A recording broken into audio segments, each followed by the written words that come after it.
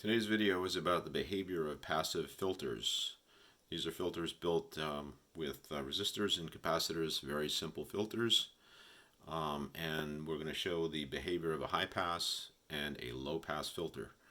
First off, let's just bring up the diagram. Very simple.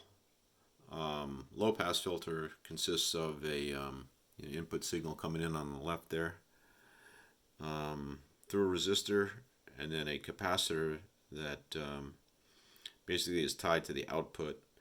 The capacitors will pass current at high frequency, so what happens is as the frequency increases, this becomes basically a short in a resistance divider network, where the resistor here being the capacitor that varies its resistance with frequency. So as the frequency increases, this resistance decreases, and therefore the voltage drop across the output goes to ground, and you get less and less output. And then the high pass filter, very similar, but in this case we have the capacitor in line with the signal, and then a resistor across the output.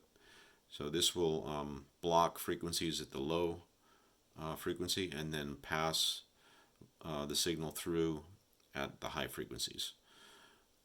That's just based on the behavior of the capacitor.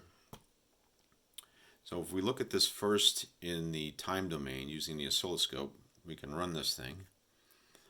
And what we're doing here is we are sweeping through the frequencies starting at 10 hertz and then going all the way up to, I think it's 2000 hertz, something like that. I can expand this out as we're looking at this to keep an eye on what's happening. The yellow signal is the input, blue is the output of the low pass filter, and red is the output of the high pass filter. So as the frequency increases, and I'll continue to expand this so we can keep an eye on what's happening, but the frequency is increasing, it's sweeping through the frequency range. You can see that happening here on the right. So you can see the attenuation of the high pass filter and the low pass filter, and how they're switching roles as this frequency increases, as this sweeps through the frequency range. Let's see, it's starting over here because I guess it reached the maximum frequency there. Let me look at the wave generator and see where this peaks. It sweeps to 500, that's not enough, so we'll go to 2 kilohertz. Try this again. So you can see at the very low frequencies right now we're at about 200 hertz. We get very little output from the high pass filter and a lot of output from the low pass filter. And then as we just continue this just shows the behavior in the time domain, the x-axis being time, and then the y-axis being the voltage of the signal. Obviously we're just passing a sine wave as a signal in this case. And here we go. So now the frequency is up over 1 kilohertz, and we got more output coming from the high pass than we do from the low pass. It just continues. The other thing to notice is how the phase shifts from a higher difference in phase output to a lesser difference in phase output as the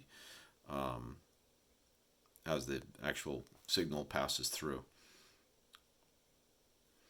That's a look at that in the time domain. So now we will stop this and we'll look at the other tool, and that's a network analyzer, which is basically a circuit analyzer, but this looks at it in the frequency domain. So in this case the x-axis is frequency. We're just going to use this tool to sweep through that same frequency range, and it's going to show the power output of those circuits. That's the y-axis in this upper curve. And you can see that the two of them cross at minus 3 dB, which is power loss of 50%. And that frequency is about 780 hertz. That's where the crossover occurs. Red, once again, being the output of the high pass filter, so at low frequencies you get very low power output, and then once you make the crossover you get very high output in that high pass. This is the low pass filter, so you get the signal out in the low frequency, and then it crosses over, and power drops off dramatically at the high frequencies. The interesting thing here is the two circuits are using the same resistor and same capacitor values, so you get the same exact frequency for their cutover or cutoff frequency at the minus 3 dB. This bottom chart is basically just showing the phase and how it changes as the frequency changes. So the phase angle between the input and the output signals changes as the frequency changes.